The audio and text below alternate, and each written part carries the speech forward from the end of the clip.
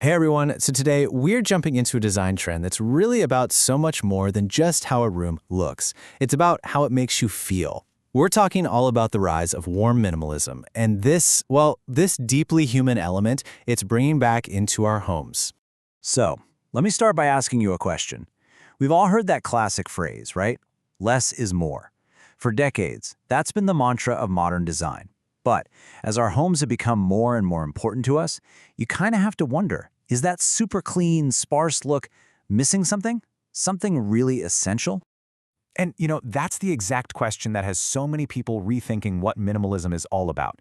Because, sure, those clean lines look great, but sometimes they can leave a space feeling a little, empty. It can feel like it's lacking that certain human touch.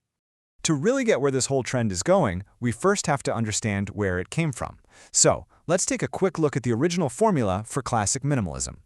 Okay, so traditional minimalism, at its heart, is all about subtraction. It's an aesthetic that's really defined by this idea of stark reduction, just stripping everything back to its most basic, essential parts. The whole goal is to get this visual purity, and you do that by removing anything and everything that's not absolutely necessary. But here's the thing, there's a flip side to that. When you're chasing that perfectly uncluttered look, you can end up with what a lot of people call a clinical coldness. It's kind of like a pristine art gallery. It's beautiful to look at for sure, but maybe not the place you want to curl up on the sofa and feel totally, completely at home. And this is where the whole thing starts to get really interesting. We are seeing this major, human-centric shift that takes on that feeling of coldness head-on, putting people and, their actual comfort right back in the center of the design. This slide just lays out that whole philosophical shift perfectly, doesn't it? You can see we're moving away from a focus on just stark reduction, and we're moving towards things like emotional comfort and tactile depth. It's not just about what you see anymore, it's about how a space actually feels when you touch it. It's a move from the purely visual to the totally sensory. So, what does this all boil down to? Well, here's a good definition. Warm minimalism is basically an evolution of the original idea, but one that prioritizes humanity and emotional comfort way more than just plain starkness. The key here is that it keeps that less is more idea, but it injects it with a whole lot of soul. Okay, so that sounds great in theory, right? But how do you actually do it? How do you create that feeling of warmth without, creating a bunch of clutter? Let's break down the key elements that make it work.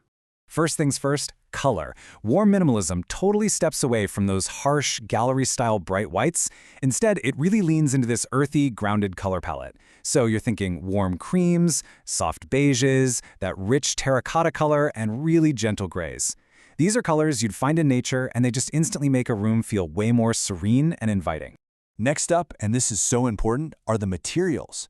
This is where that tactile depth thing really comes alive. We're talking about natural textures, things that you actually want to reach out and touch. So think light woods where you can see the grain, the nice, soft roughness of linen, that really intricate weave of rattan, the coziness of wool, and that earthy feel you get from clay or ceramics.